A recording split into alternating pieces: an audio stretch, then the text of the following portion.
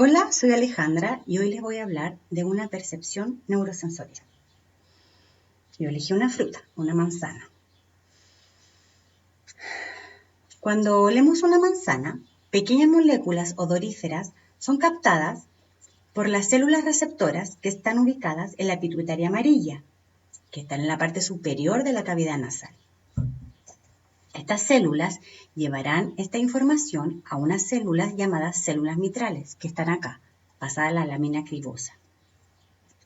Los axones de las células mitrales se unen para formar el tracto o bulbo olfatorio, uno a cada lado.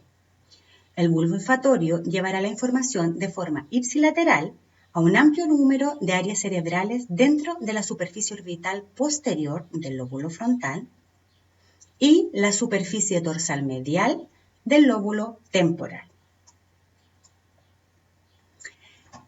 El bulbo olfatorio se dividirá en las estrías olfatorias, que son tres. La estría lateral, que se proyecta hacia la corteza olfatoria entorrinal, que está acá. La estría medial, que se introduce en la comisura anterior y comunica a ambos bulbos.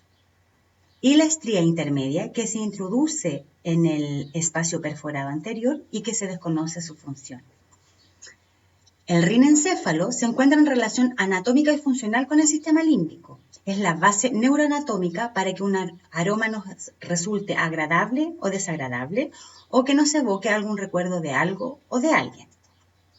Las áreas corticales olfatorias primarias se ubican en la circunvolución de Brodmann y son el área 34 de Brodmann o uncus y el área 28 de Brodmann o corteza entorrinal.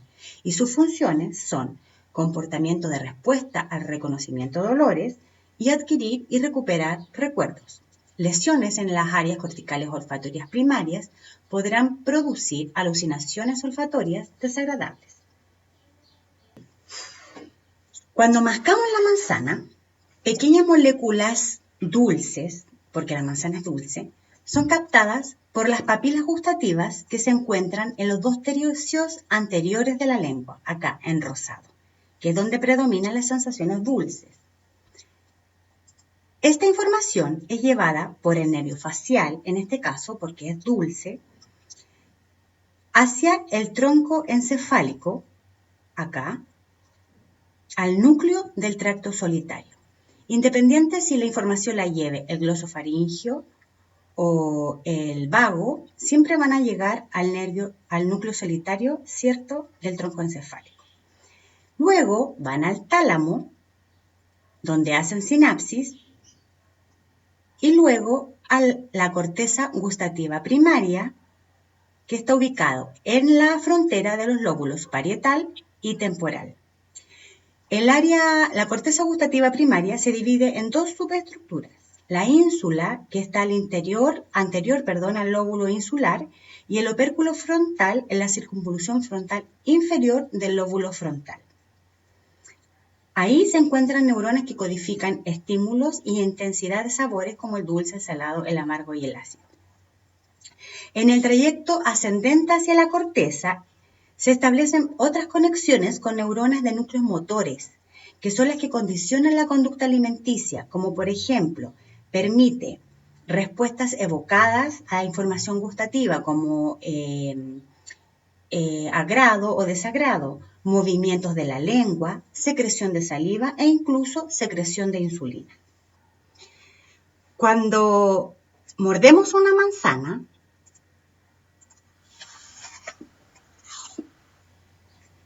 el sonido ingresa al pabellón auditivo externo, luego por el conducto auditivo externo hasta llegar al tímpano. Este vibra, que al vibrar, hace vibrar a la cadena de huesecillos que está en el oído medio. La cadena de huesecillos está unida a su vez con la ventana oval del oído interno. La vibración de la ventana oval generará un movimiento del líquido que se encuentra al interior de la cóclea. Y esto hará vibrar a la rampa vestibular, la membrana de Reissner y la membrana de Corti. Ese movimiento estimulará a las células ciliadas que están en el órgano de Corti, las que generarán un impulso nervioso que será transportado por sus axones hasta el ganglio espiral. En el ganglio espiral se formarán el nervio auditivo y el nervio vestibular, que lleva la información del equilibrio.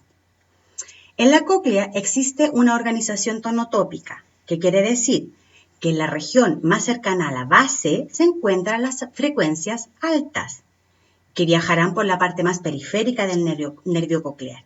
Y la zona más cercana al ápice se encuentran las frecuencias graves, que viajarán por la parte más central del nervio. La información auditiva es llevada después a los núcleos olivar superior, donde gran parte de ellas se cruzan contralateralmente, y luego a los colículos inferiores del mesencéfalo, que están aquí, y coclear del bulbo. Después, los colículos inferiores del mesencéfalo y posteriormente a los cuerpos giniculados mediales del tálamo.